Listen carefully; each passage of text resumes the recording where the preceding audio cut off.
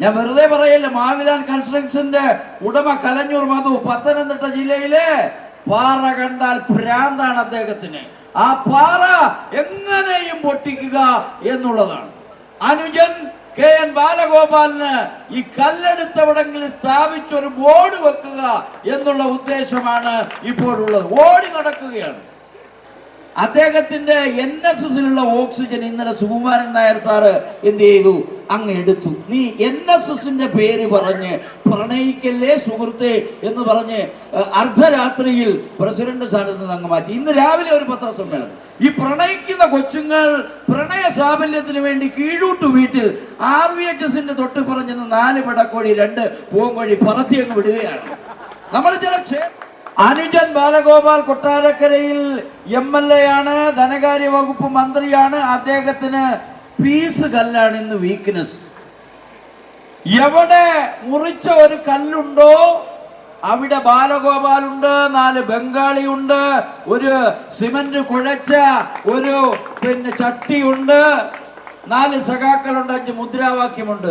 ഇതിനപ്പുറം എന്ത് വികസനമാണ് സഖാവേ ഈ കൊട്ടാരക്കരയിൽ നടന്നത് എന്നാണ് BJPക്ക് ചോദിക്കാനുള്ളത്. ഞാൻ വെറുതെ പറയല്ല. മാവിലാൻ കൺസ്ട്രക്ഷന്റെ ഉടമ കലഞ്ഞൂർ മധു, പത്തനംതിട്ട ജില്ലയിലെ പാറ കണ്ടാൽ ഭ്രാന്താണ് അദ്ദേഹത്തിന്. ആ പാറ എങ്ങനെയും പൊട്ടിക്കുക എന്നുള്ളതാണ്. അനുജൻ KN ബാലഗോപാലിന് ഈ കല്ലെടുത്തവിടെങ്കിലും സ്ഥാപിച്ചൊരു ബോർഡ് വെക്കുക എന്നുള്ള ഉദ്ദേശമാണ് ഇപ്പോഴുള്ളത്. ഓടി നടക്കുകയാണ്. ഇന്നലെ ഉമ്മന്നൂർ പഞ്ചായത്തിലെ നെല്ലിക്കുന്നം സ്റ്റേഡിയം 45 ലക്ഷം രൂപയാണ് അവിടെ ഇദ്ദേഹത്തിന്റെ ഗവൺമെന്റ് ചെലവഴിക്കുന്നത്. റിനോവേഷൻ ആണ്. പുതിയ സ്റ്റേഡിയം അല്ല, പഴയ സ്റ്റേഡിയമാണ്. അവിടെ കളിക്കാൻ വന്ന കൊച്ചുങ്ങൾ പറയുന്നത് ഒരു മറിയാന ട്രെഞ്ച് അതിന്റെ നടുക്കുണ്ട്. അവിടെ 4 തൊട്ടി മണ്ണിട്ടിട്ട് ഉദ്ഘാടനമാണ്. ഉദ്ഘാടന മാമാങ്കമാണ്. അവിടെ ഫുട്ബോൾ കളിക്കുന്ന കൊച്ചുങ്ങൾ, ക്രിക്കറ്റ് കളിക്കുന്ന കൊച്ചുങ്ങൾ പറഞ്ഞു, ചേട്ടാ ഞങ്ങൾക്ക് സഞ്ജുവിനെ പോലെ ആകണമെന്നാണ് മിനിസ്റ്ററെ ആഗ്രഹം. പക്ഷെ നമ്മളെ കുഴിയിലിടുന്ന പരിപാടിയാണ്. ഇതുപോലെ സ്റ്റേഡിയം ഉദ്ഘാടനമൊന്നും നടത്തിക്കളയരുത് എന്നാണ് പറഞ്ഞത്. ഇന്നലെ ലൈവായിട്ട് മാധ്യമങ്ങൾ, കൊട്ടാരക്കരയിലെ ചാനലുകൾ റിപ്പോർട്ട് ചെയ്തതാണ്. ഇങ്ങനെ പണിയല്ലേ KN ബാലഗോപാൽ മിനിസ്റ്ററെ എന്ന് പറഞ്ഞപ്പോ എല്ലാം ശരിയാക്കി തരാം എന്നാണ് പറഞ്ഞത്. ഇതാണ് പിണറായി വിജയൻ 10 വർഷം മുമ്പ് നമ്മളോട് പറഞ്ഞത്. എല്ലാം ശരിയാക്കി തരാം, സമാധാനപ്പെട് എന്നാണ് പറഞ്ഞത്. ഇപ്പോഴവർ പുതിയ ഐറ്റവുമായി ഇറങ്ങിയിട്ടുണ്ട്. നമ്മളല്ലാതെ ആരുണ്ട് സഖാക്കളെ? അതായത് LDF അല്ലാതെ ആരുണ്ട് സഖാക്കളെ? ശരിയാണ്, നിങ്ങളെ പോലെ കക്കാൻ മറ്റൊരു രാഷ്ട്രീയ പാർട്ടി ഈ കേരളത്തിലില്ല. അത് അയ്യപ്പന്റെ യോഗ ഉണ്ടാകട്ടെ, അയ്യപ്പന്റെ ദ്വാരപാലകന്മാരെ ആകട്ടെ, അയ്യപ്പന്റെ സ്വത്തുക്കളാകട്ടെ, കാണിക്ക വഞ്ചിയാകട്ടെ, എന്തിനേറെ ഭജന പാടുന്നതിന് 8 ലക്ഷം രൂപ അടിച്ചു മാറ്റിയ സർക്കാരാണ്. നിങ്ങൾ പറയുന്നത് ശരിയാണ്. LDF അല്ലാതെ ആരുണ്ട് ഇതുപോലെ കള്ളന്മാർക്ക് കഞ്ഞി വച്ചവന്മാരായി LDF മാറിയിരിക്കുന്നു. 1 മാസമായി ധനകാര്യ വകുപ്പ് മന്ത്രി മിനിസ്റ്ററുടെ ഓഫീസിലുള്ള ഓഫീസെല്ലാം കൊട്ടാരക്കരയിലേക്ക് മാറ്റിയിരിക്കുകയാണ്.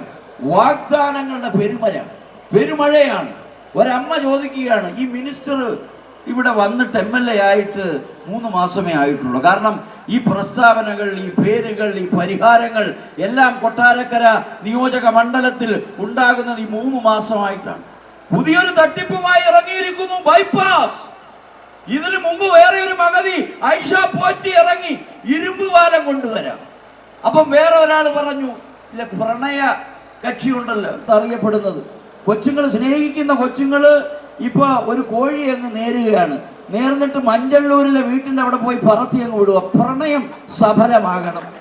അതുപോലെ തന്നെ വാളകത്ത് ഉള്ള കൊച്ചുങ്ങൾ പ്രണയിക്കുന്നു. പ്രണയം ഒരു തെറ്റാണെന്നൊന്നും നമ്മൾ പറയുന്നില്ല.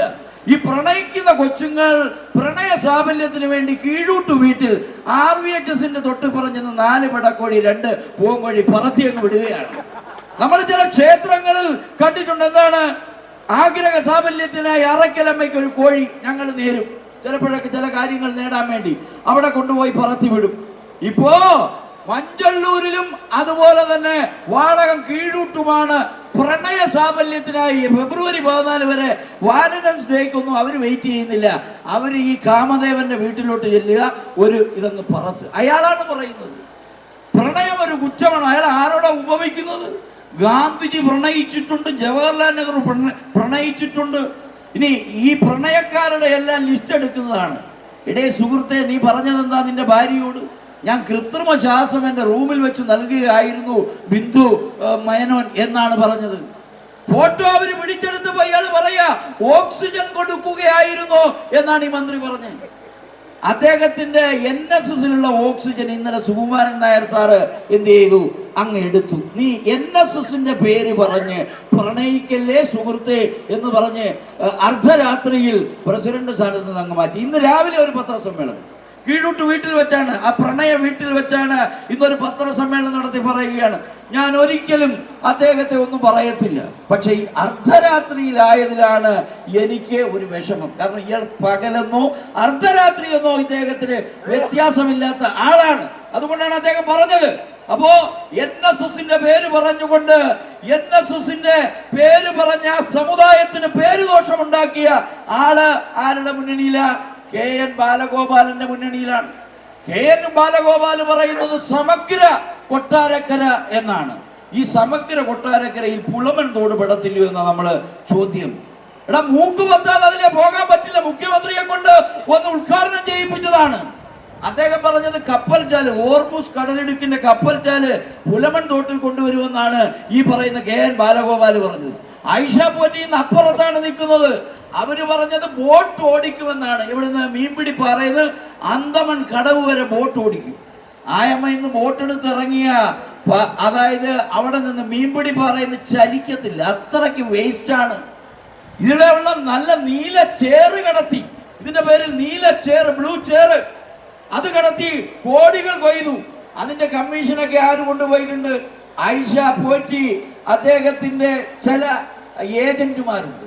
പ്രധാനമായിട്ടും ഏജന്റ് ആരാണെന്ന് നിങ്ങൾക്ക് അറിയാം, തിരുമേനി തന്നെയാണ് ഏജന്റ്. അപ്പോ വലിയ ഇമേജ് ആണ് കെട്ടിപ്പൊക്കുന്നത്. അഴിമതി ഇല്ലാത്ത നേതാവാണെന്നൊക്കെയാണ് കെട്ടിപ്പൊക്കി വിട്ടിരിക്കുന്നത്. ശാപമാണ് ഈ കൊട്ടാരക്കരക്ക്. അവർ 15 വർഷമായിട്ടിരുന്നിട്ട് അവർ ചെയ്ത പരിപാടി എന്ന് പറഞ്ഞാൽ നല്ല ഒരു ഗ്യാരേജ് ഉണ്ടായിരുന്നു എവിടെ? കൊട്ടാരക്കരയിൽ. അതൊന്ന് റിനോവേറ്റ് ചെയ്ത് വണ്ടികൾ അവിടെ ഇടാതെ, നിങ്ങൾ കേരളത്തിലല്ല ഇന്ത്യയിൽ എവിടെങ്കിലും കണ്ടിട്ടുണ്ടോ NHന്റെ ഓരങ്ങൾ